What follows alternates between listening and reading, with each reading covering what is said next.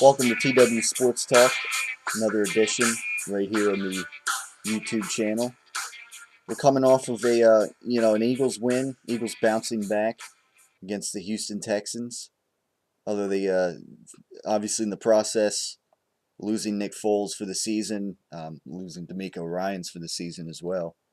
So obviously, those are two big losses there for the team. Hey, Tyler. Yeah. Is it supposed to? Yeah. Okay. It's recorded. Okay. Yeah. I got. Okay. For whatever reason. Sorry. Yeah. Sorry. I saw something on your laptop there, and I'm just looking at it for a second, make sure. Okay. No, it's all right. It's all right. Yeah. Okay. Just splice that out. Okay. Yeah. So, Nick Foles, maybe not out for the season yet, but let's put it not officially. Well, not officially. 6 to 8 weeks. As far as the college. He might miss the entire regular season, but not officially. Granted, if Mark stinks it up, plays bad, there won't be a postseason. So right. So I mean, so you could say he could miss the entire season then for Philadelphia.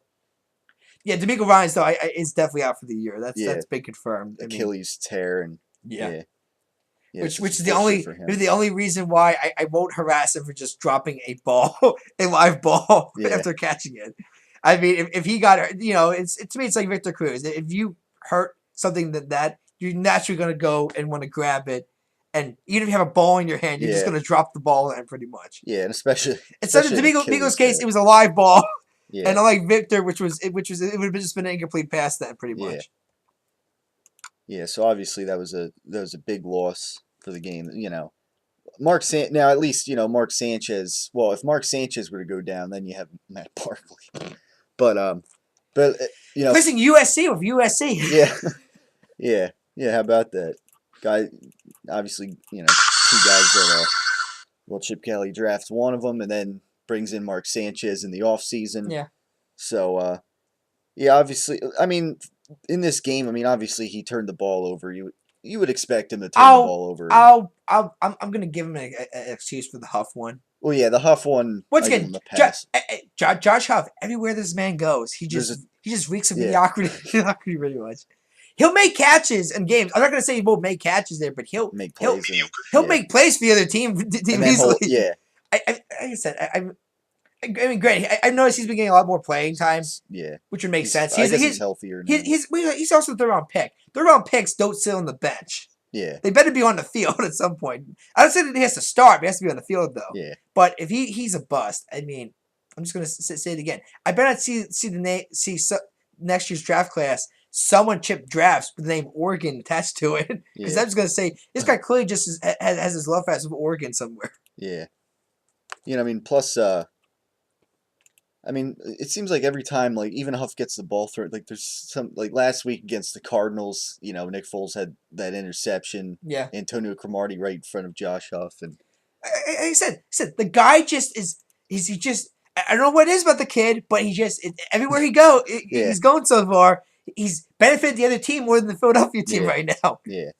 Now, of course, you had Darren Sproles back in the lineup this week. Having a couple nice third down conversions with him later in the game, I noticed. So, obviously that helped, and Chris Polk was getting some. Do you know who also helped though? Ryan Fitzpatrick, a quarterback. Yeah, well, yeah. I have a feeling if it was someone else, this would have been a loss easily.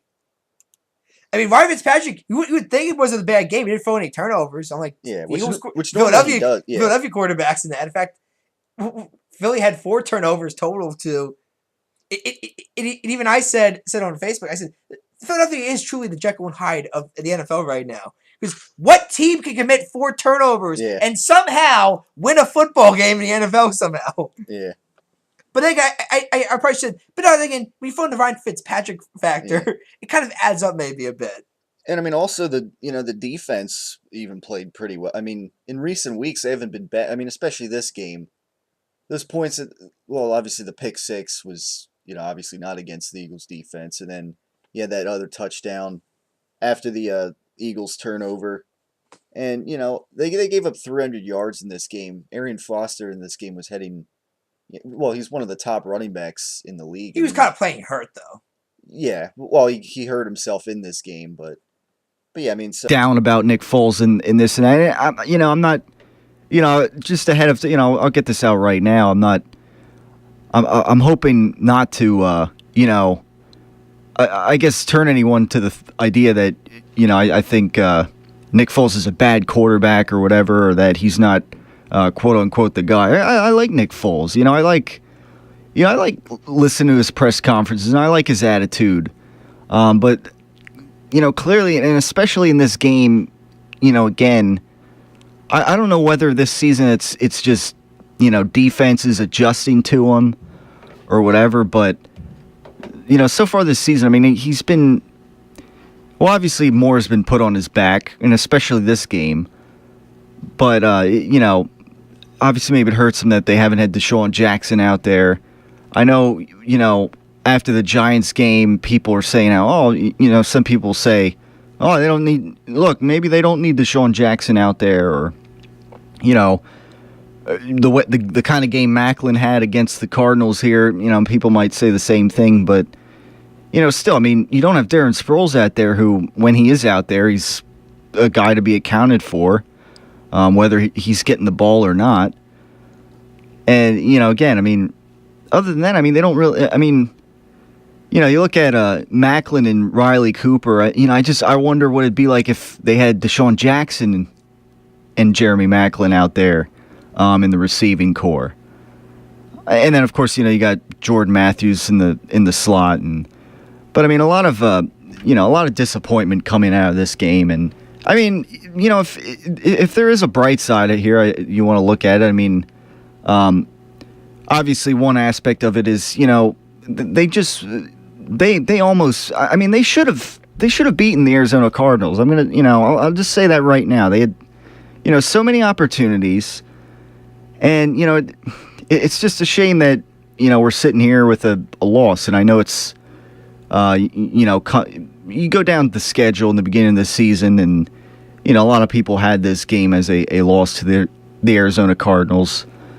But, then you watch the game and you see how close they were to, putting it together at the end. You see how they could have been ahead 21-7 at halftime, and it's obviously, it's obviously a very disappointing loss. I mean, it's one thing, going down the schedule and checking it off as a loss, but then it's another thing to watch the game happen and then to, see a 6-1 record right there in your grasp, and essentially a number one power ranking in the NFC. It's just a shame.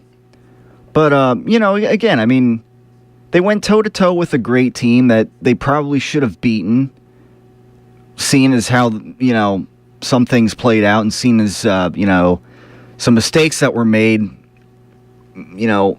Definitely really hampered the Eagles at winning this game, and that's a shame. But again, on another positive note, I guess you could say, how about them Cowboys last night? Again, I mean, we just the Eagles, they just lose to the again, a game that maybe they should have won, but they lose to the essentially now the number one team in the NFC. But here last night on Monday Night Football, well, the Cowboys were a 9-point favorite or something at home, and this and that. They had their third string quarterback out there, Colt McCoy, for the Redskins playing. That's like our their version of Matt Barkley. What Matt Barkley is to us, that's basically what Colt McCoy is here to them. And, Colt McCoy goes 25 for 30. He threw an interception, but, other than that, he played a pretty darn good game for a third-string quarterback against, in Dallas, against this Dallas team that everybody was, kind of revering as like, oh, their defense is playing well, and they're not so bad after all. And, I mean, it was a low-scoring game. It came down to overtime, 20-17, but this looked a little more like the Dallas Cowboys that we're more familiar with in recent years. And not only that, I mean, Tony Romo in this game, I mean, he gets sacked at one point in the game, obviously, which is, kind of what the big news surrounding this game is how he gets sacked on that one play by, the Washington defender.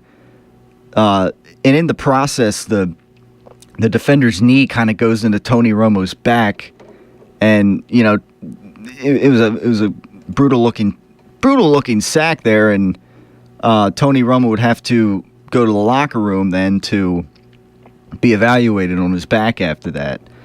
And I guess they had him take a painkiller or whatever.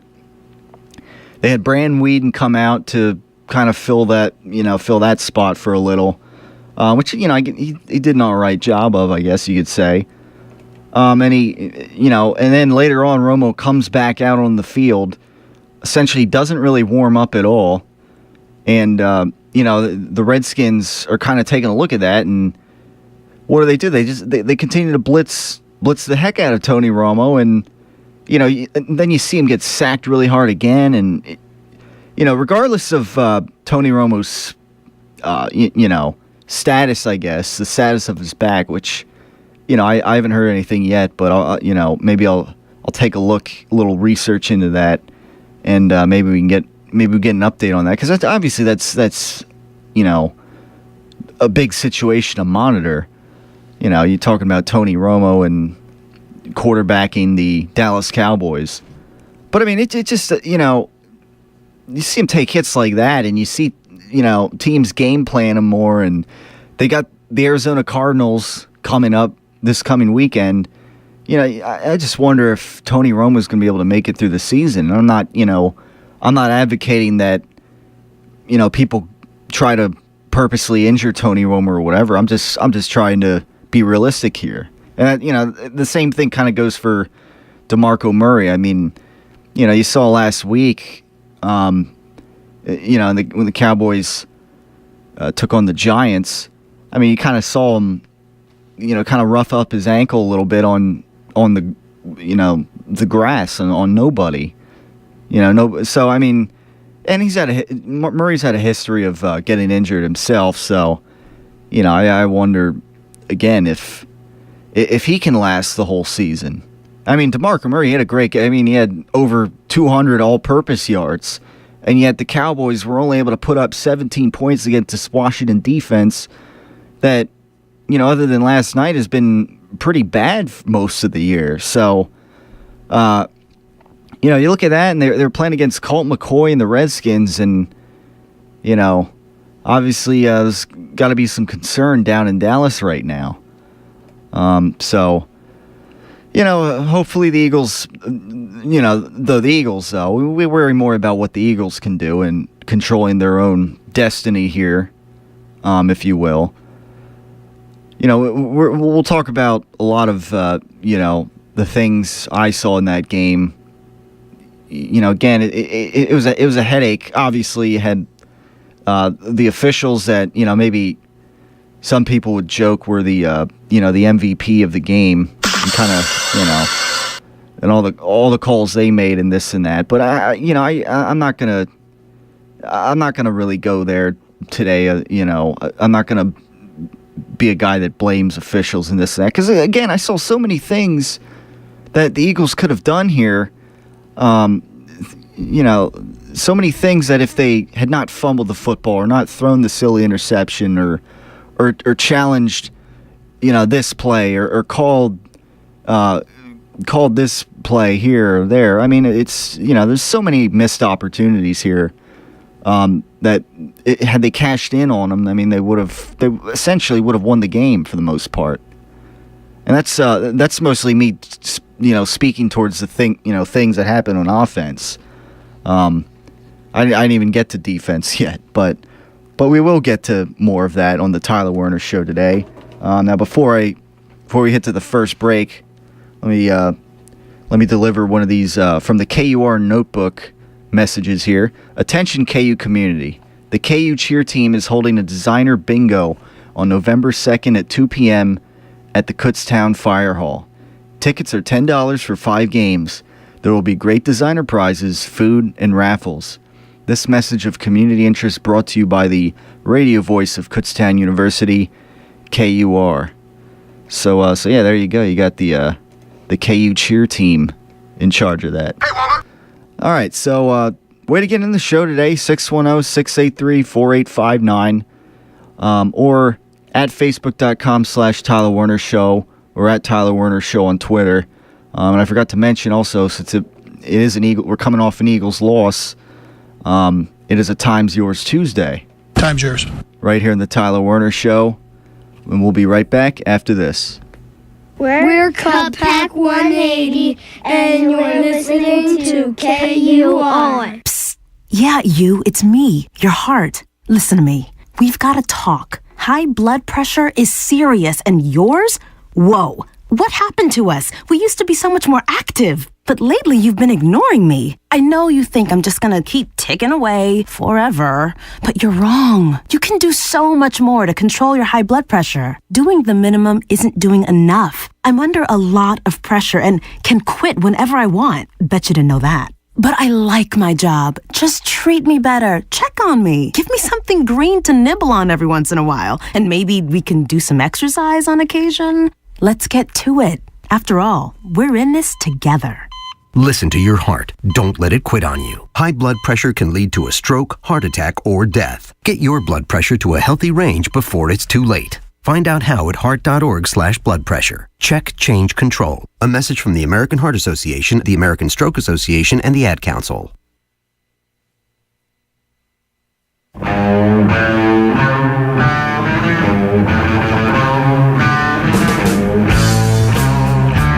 It is 6:25 right here in the Tyler Werner Show today on Kutztown Radio, and as I just mentioned, it is a Time's Yours Tuesday. As that's kind of a little, I guess, tradition here. Share your thoughts, your questions, and some people have joked that this game, in some senses, I mean, the Eagles Nick Foles threw 62 passes in this game, which some people would joke that seems like a something you'd see out of the Andy Reid era. It was like sweet sour pork. Yeah, and they're speaking of Time's Yours and Tuesday and all that. But actually, it's hard to believe, but there was never a game when Donovan McNabb or Michael Vick or any quarterback in the Andy Reid era for the Philadelphia Eagles, there's never a game where any of them threw 62 passes in a game, which, it's quite hard to believe here. Now, obviously heading into this game, I mean, the statistic was that the Arizona Cardinals, they had the number one ranked running defense heading into this game. So, now, I think the first half they ran LaShawn McCoy only 7 times. Obviously, they didn't have Darren Sproles here. So it looks like they dressed Chris Polk here because and this was one of the things in the Giants game a couple weeks ago. Once Sproles went down, and as Foles would say, Sproles got bent backwards or whatever. What the hell? Yeah, and was not happy about that. Essentially, LaShawn McCoy was then the only running back dressed for the team because Chris Polk at the time was, once again rehabbing his hamstring injury or whatever he was rehabbing, and but the bye week certainly, I guess, helped him be able to come back and make his return in place of Darren Sproles. But I mean, obviously, the styles of the two running backs are very different here. And they did give Chris Polk a few touches, and especially late in the game on that last. I guess I should say second to last drive, or whenever it was, before the Cardinals would then go down, score a touchdown on a long touchdown pass play. But as far as the running game goes, I mean, obviously LaShawn McCoy had his bust-out game against the Giants a couple of weeks ago, about 150 yards in that game. And here, I mean, against this number 1 ranked Cardinals defense, I thought he ran pretty well again. He had some good runs. Obviously, the Cardinals defended LaShawn McCoy well. And, there were a couple of plays where, maybe LaShawn McCoy tried to do too much and he paid for it. But, I mean, I think, the rest of the runs he had, kind of evens out. And he had some good runs, and he still, he kind of looked like himself. He kind of looked like the LaShawn McCoy last year. So, I mean, I'd say he's back on track. And again, against this rushing defense that was number 1 in the league heading into this game, obviously that's going to be a tough defense to run against. But to throw the ball 62 times in this game, I mean, might have on the surface seem a little outrageous. And overall, I mean, Foles had 26 incompletions on those 62 passes. I mean, Foles had 2 interceptions, 2 pretty bad interceptions, I might say, and they weren't. And the frustrating thing is, they weren't interceptions that we're accustomed to seeing from Foles, where he's getting pressured and I don't know, like some interceptions this year, he's under pressure, and instead of taking the sack like he did last year, which is something that the coaching staff wanted him to stop doing, taking these sacks. Instead, now he's getting rid of the ball, but oftentimes he's getting picked off this season, and that's obviously that's cost him several times. But his interceptions here in this game, I mean, the first one was, first of all, the first turnover here in the game for the Eagles, one of them that could have been a touchdown here. Josh Huff, who they brought into the mix again, another guy who's battling injuries early on in the season. They bring him out, and it looked like he was making a play. He was about to get to the end zone inside the 5, and then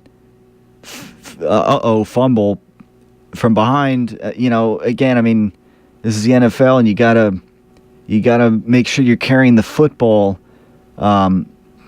protecting it, and not carrying it like I guess like a loaf of bread sticking out of your arm or whatever.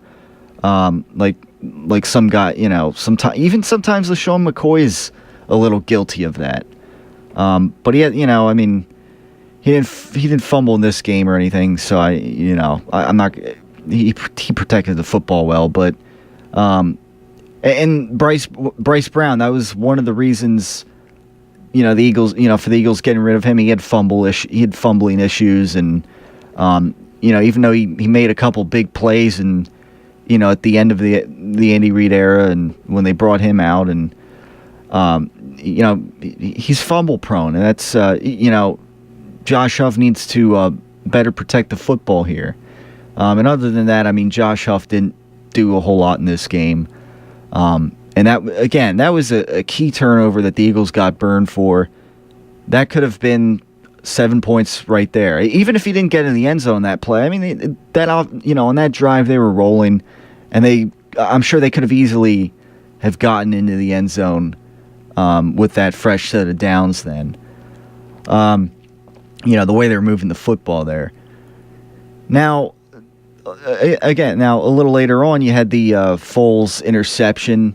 Antonio Cromartie, Antonio Cromartie got both of Nick Foles' interceptions in this game, but he was going for Josh Huff, and he totally telegraphed it. I guess didn't see that one of the best cornerbacks in the league was right there, ready to he was well aware of the.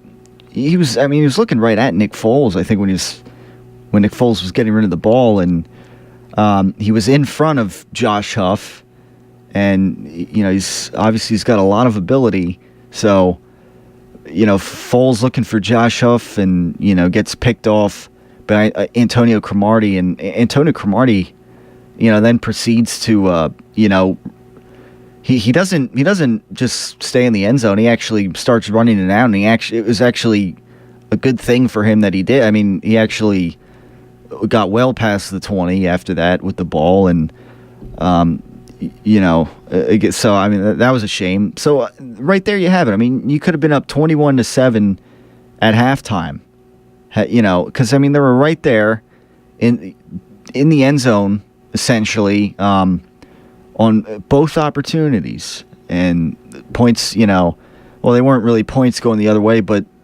14 points right there that you essentially missed out on in that first half.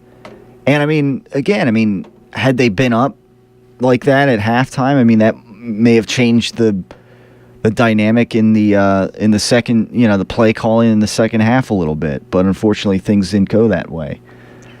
Now, the other interception, a little later on, this is one that I don't, Riley Cooper's coming across on a slant route, and Nick Foles, I mean, he has. It seems like he has all the time in the world. The offensive line was once again pretty good in this game, even still down a couple of guys.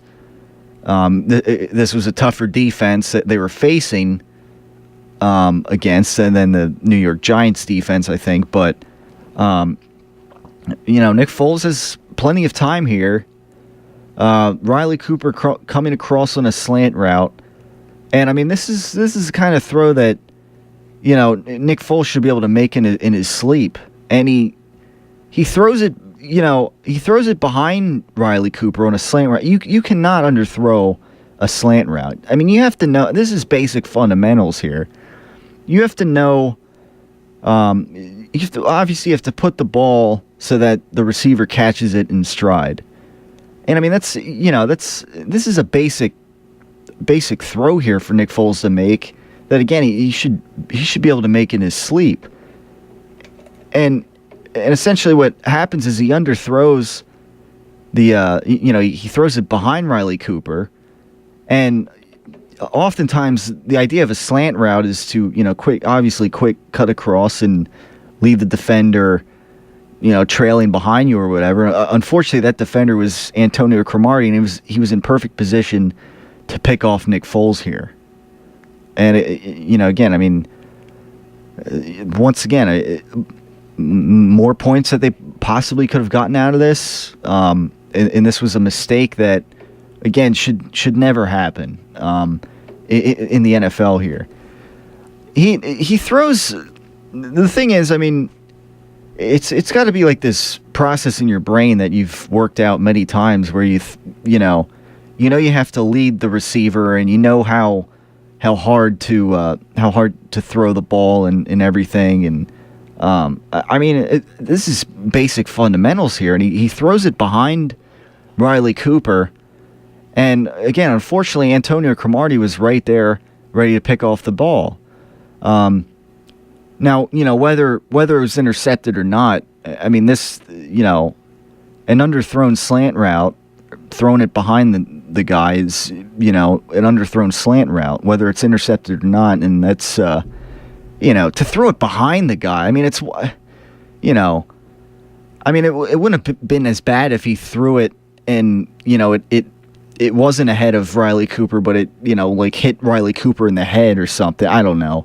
But the bottom line is this was a horrible throw. And I feel like plenty of times in the past, Foles has connected with Riley Cooper in the slant route in stride and everything. I just don't know what happened here.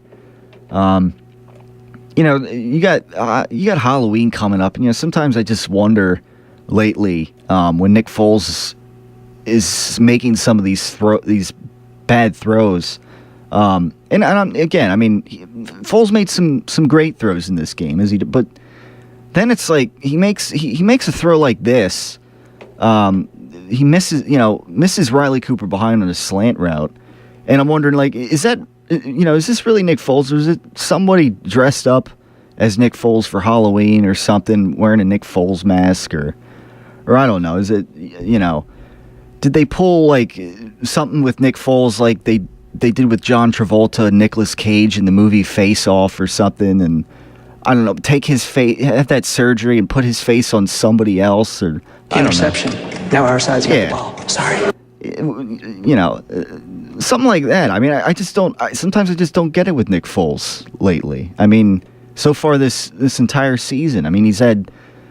I mean, the one game that I think Nick Foles really shined in was the Redskins game, where he was pretty mistake free and, obviously completing his passes and wasn't throwing silly interceptions like he threw in this game, and even like the game against the Giants, which overall he was pretty good in, but there's just some of these turnovers Nick Foles has that are just make me scratch my head. So yeah, I mean that's really that. Face Off. Have you ever seen that movie, Fleming? Face Off with John Travolta and Nicolas Cage? Yes, I have. You a fan of that movie? Yes, I am. That's yeah. I think the funniest part of that movie is when obviously you have Nicolas Cage, who starts out the film as the bad guy, Castor Troy or whatever, and they have that whole surgery or whatever, so that I guess Sean Archer can, the good guy can defuse this bomb and everything. And I think the funniest part of the movie is when Nicolas Cage is then, for most of the movie, he's the good guy, and he calls his wife or whatever after breaking out of that prison, and he says he says the man you think your husband is not, and stuff like that. And I whenever I see that scene, I think to myself, like, could you imagine if you got a call from your spouse or well, I guess somebody who you had no idea who they were, and they just some random person you don't even know, and they say, the man you think your husband is not, or the woman that you think is your wife is not, or or for people who are, I don't know, people who are single out there, or if you live with your parents or something. Probably Avengers 3 or 4 down the line as well. So he's got movies lined up. Yeah, I mean, yeah, you got that. I mean, I guess forget wrestling, I guess, if, at least from his perspective. If you do something in Mad Money as an actor, why go back? Yeah. I mean, the woman that you think is your mom is not, like, if you just got a random phone call like that, like that just seems like it'd be the funniest thing in the world. And I don't know, that scene, even though it's not really supposed to be funny, it just, Nicolas Cage, I mean, it just comes off as really funny there in a random sort of way. But yeah, I mean, Halloween is this Friday, so you talk about masks and face-offs and whatever, and Nick Foles, sometimes by the drive, it just seems like sometimes it's just somebody out there who apparently is Nick Foles, but it's really someone else. I don't know. But I'm not going to keep going off on that tangent there because, there were some good things, good throws Nick Foles made, but I don't know. He kind of evolved in, at least so far in this season. I don't know. He's kind of evolved in this erratic quarterback who sometimes you just don't know what you're going to get. Unfortunately, it's. Obviously, the days of 27-2 and everything from last season are long over, and teams are maybe adjusting to weaknesses of Nick Foles. Maybe it's part of that, and some of the, I guess, the lack of abilities that Nick Foles doesn't have, like good pocket mobility and not having a strong arm. I think are starting to show. And I'm not, by strong arm, I don't mean like when he had the nice bomb to Jeremy Maclin for the touchdown. I'm talking about when he'll like backpedal, backpedal constantly, which he did a lot of in this game. And then he'll get pressured in a situation, he'll throw off his back foot, and because his arm isn't, the strongest in the world, he'll, instead of the ball getting thrown away or out of bounds, it might get picked off, thrown off his back foot. So, that's one of the concerns a couple examples of concerns with Nick Foles that are kind of continuing to occur throughout the season. 610-683-4859 or at Tyler Werner Show on Twitter or at facebook.com/Tyler Werner Show are ways to get in on the show today. We'll have more coming up in just a moment. Try to get into a little bit of Flyers talk as usual, and later on maybe listen to some of the press conference audio from Nick Foles and Chip Kelly, and kind of same story with Nick Foles as of late, as far as his press conferences after some of the bad games he's been having. So all that and more right here in the Tyler Werner Show on Kutztown Radio. Percent of America's population. Tune in to 51% here on KUR. 51%, a show produced by women and for women, discussing women's issues and topics. 51%. 1:30 to 2 on Thursdays here on the radio voice, KUR.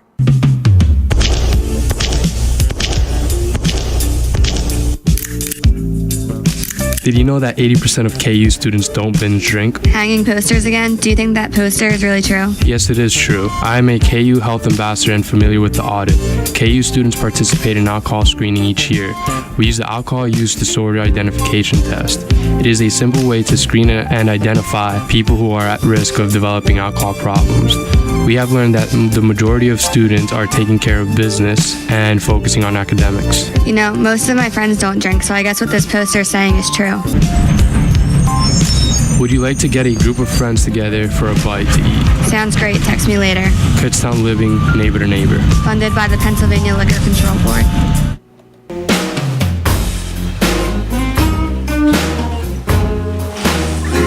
It's 6:45 right here on the Tyler Werner Show on Kutztown Radio. It was a nice. It's pretty dark now, but obviously it's getting darker and darker sooner and sooner as we next week will be November already. So, but quite a nice day we had today. 70s and sunny, and as I mentioned earlier, there's I would doubt that we're going to get snow on Saturday, but there was the low is supposed to be like 30 on Saturday morning, I think, and the high will be like mid 40s, I think. Windy, so I guess there was a chance of snow, but I hate to so I know some people hate to hear that S word a little early on, and so it's only October 28th, but some people think to themselves, winter is right around the corner. Now as I'm talking about winter coming up and everything, I have an interesting Tyler Werner Show call out of the week that I'm gonna fire up right now. Now that I'm, I guess on the topic, so let's fire it up. It's time for Tyler Werner's call out of the week. I just think somebody owes us an explanation, that's all. What's the matter with you? Loser! You're a loser! Are you kidding me? Well, I have a microphone, and you don't. So you will listen to every word I have to say! And as I've hinted before, I mean, these call-outs, they're normally sports-related for the most part, and so every now and then, though, I mean, you're going to have a pretty random one, and this week, it will be an example of a random call-out of the week, but I think it's, regardless, I think it's pretty noteworthy. And actually, I guess I'll say, well, it's I guess a family that I'm calling out, and a family that I'm like friends with that lives lives down the road from me, I guess you could say, down in a little more in southern Berks County, from where I commute from. But and actually, a friend of mine, part of this family, actually plays for the Kutztown baseball team and commutes here like I do, but I guess to spare any embarrassment, I won't disclose the names or any names here, but Sunday, I drive by their house about 1.5 miles away from me, and I'm heading out for the day. I always, I look down. They're like down in a valley a little bit. Their driveway kind of goes downhill. And, it's just one of those things. You drive by somebody's house, and you look down. I look down this past Sunday, and I kind of do a double take because they already have their Christmas decorations up. I double taked, and and I mean, it was a pretty nice weekend too. I mean, it was like 60s, and I mean, I'm assuming they put his dad or whatever. I mean, they put up the decorations.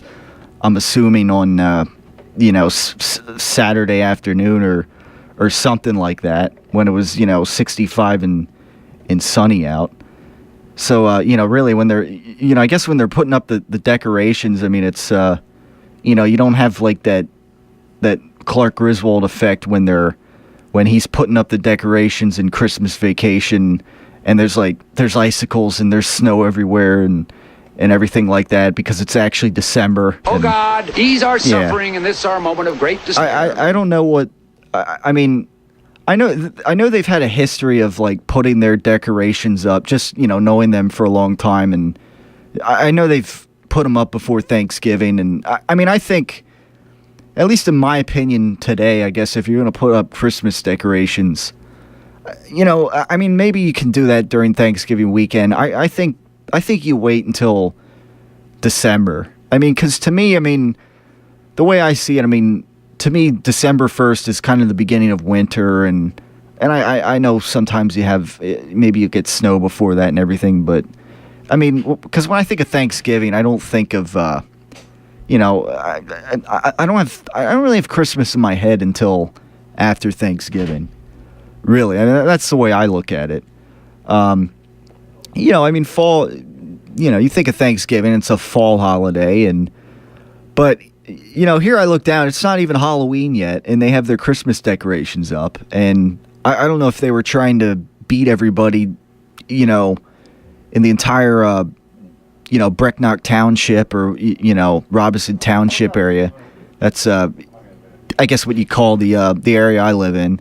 It's right near Maple Grove Raceway. That's like, when I mention that actually rings a bell for some people, because otherwise it's kind of out in the middle of nowhere where the average person doesn't really know where I'm talking about. But and the funny thing is, I drive up a little further down, little up the road after seeing this, and a couple hundred yards later, and I see their my friend's parents walking down the street as they on one of their morning walks, I guess, which they it's not the first time I've seen them on their morning walks or whatever, but I look over, and then I see them on the side of the road, and they already have their Christmas decorations up, and it's not even Halloween yet.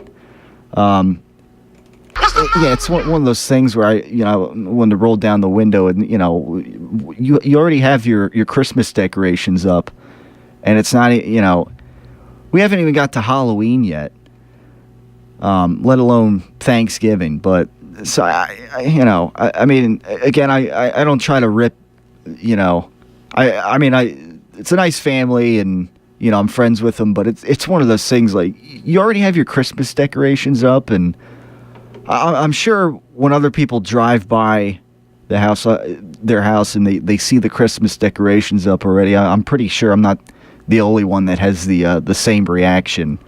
I mean, so right now they're probably, the laughing stock of, I guess, Brecknock / Robinson Township, in that area I live in down there. So yeah, I'm sure if like Nick Foles drove by, for instance, I'm guessing he would say, "What the hell?" Yeah, when he sees Christmas decorations up, and it's not even Halloween yet, and it looks even it probably seemed even more silly today when it was 75 degrees out and sunny, and still looking like summer was in the air. But obviously, again, like I mentioned, it's going to gradually get colder this week, and unfortunately, It's going to be it's going to be cold and windy on Saturday with a slight chance of snow. But I'm not, I'm sure a lot of people after last winter are, outraged by that. But I,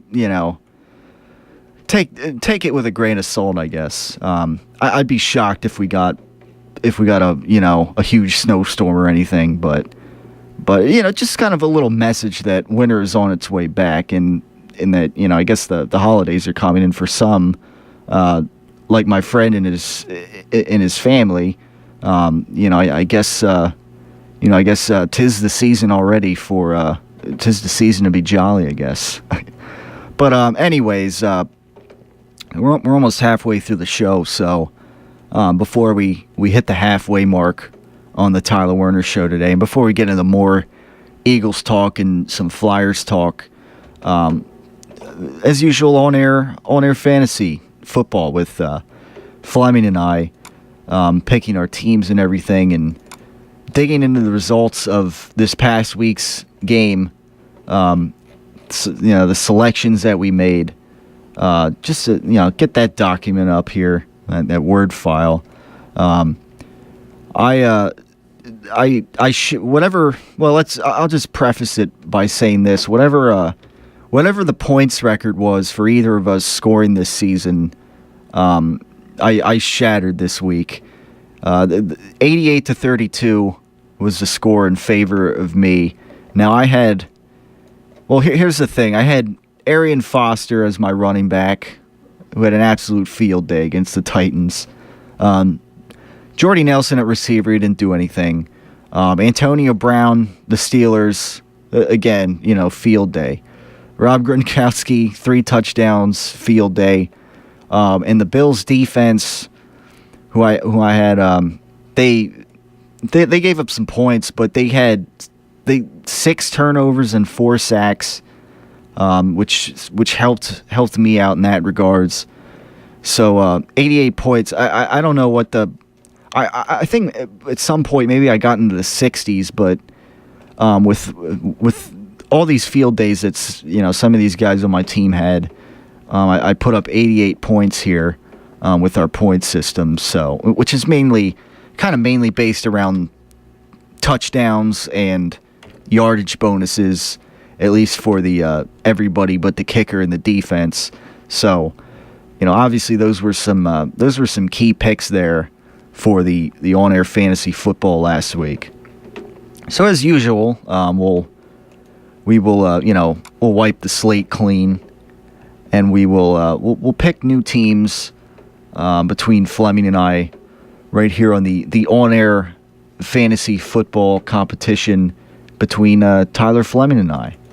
So yeah, with that in mind, Fleming, obviously you get the first pick, and the board is completely open to you to start things off here. All right, I'm going to take a quarterback, but first let me say real quick, I have at least twice as many wins as the Jets, so I'm pretty proud of that. So, that's I'm keeping my spirits high for this week. I'm going to go with let's see here. I'll go with the running back Marshawn Lynch. All right, now Lynch. Let's see. As I get my schedule up here on the NFL Network page. All right, yeah, I got it up. All right, yeah, they're playing the Oakland Raiders, who, they shouldn't score many points, and they should probably just be able to run out the clock on essentially on the Raiders. So all right, yeah, Lynch sounds like a good pick for running back. All right, now let me see who I can pick here for running back. As I'm looking at some of these games for the first time. And I took last week I had Arian Foster, so I can't take him against the Eagles defense, for example. I'm tempted to take DeMarco Murray here. Although I wonder this Cardinals defense, how they'll hold up, and so I'm going to go with Andy Reid's Jamal Charles. Dwayne Bowe's the receiver. I always mix those guys up for some reason. They're both playmakers.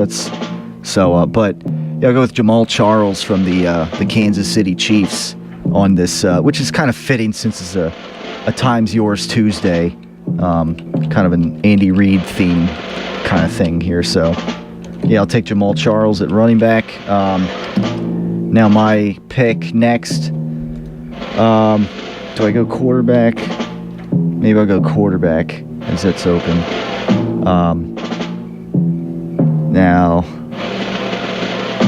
let me see here. The all-important quarterback position. Welcome to the Great Wrestling Debate. For new subscribers, for the full month of November, you can subscribe to the network, and it will be absolutely free. Oh my god, that is funny! There you go. And who's to say people, they might subscribe for November, but then just drop it after November. Yeah. So yeah, we got a free month. Yeah, we got a free month then, And now here's Tyler Warner and Wayne Kirch. Yeah, and speaking of that free month, I guess as subscribers we can't get it. Yeah. Which we were just talking about before we started the show. Because the 6 month deal doesn't end until officially December. That's how what I saw from it. Now, unless I misread something, maybe it is for everybody. But I all I hear is that new subscribers get the network free for November. So existing customers still got to pay $9.99 for a pay-per-view. And so, which would make sense because if they gave everybody the option to have a free month of November, investors should just jump the Shark Tank with this company then because now you're not making any money on these pay-per-views here. Yeah, for the entire month of November. And I mean, I don't know. It's just. By the way, what's your thoughts now on what's clearly are trying to get ways to trade people to order this thing now? Rusev and Sheamus, after all. Yeah. Which I actually didn't even see. I saw a little bit of it. I think the saddest part was that a lot of the crowd left after all. Yeah. They didn't stay for the match. I mean, you can definitely see it because I think most of the stadium. I think actually blacked out some of the areas there to cover up the seats. Notice when Rusev wins and the lights come back on, you can see you can spot the empty seats on the camera view no problem. It's like, here's the problem. Here's the one problem I had with them doing that. It's kind of smart because you're giving them you're gonna never describe as exclusive content. The problem though is the live crowd though. Yeah. Which sucked Monday, I might add. It really did. It was a very quiet crowd. It was a very quiet crowd. But the crowd probably sits through some superstar taping matches, and then they got to sit through the 3 hours of Raw. They got to ask them to sit through pretty much additional half hour because they had to do the Orton injury angle before they had to get Rusev and Sheamus out. So, I mean, I think one of the problems that WWE has also with the current product is I think it's overexposure.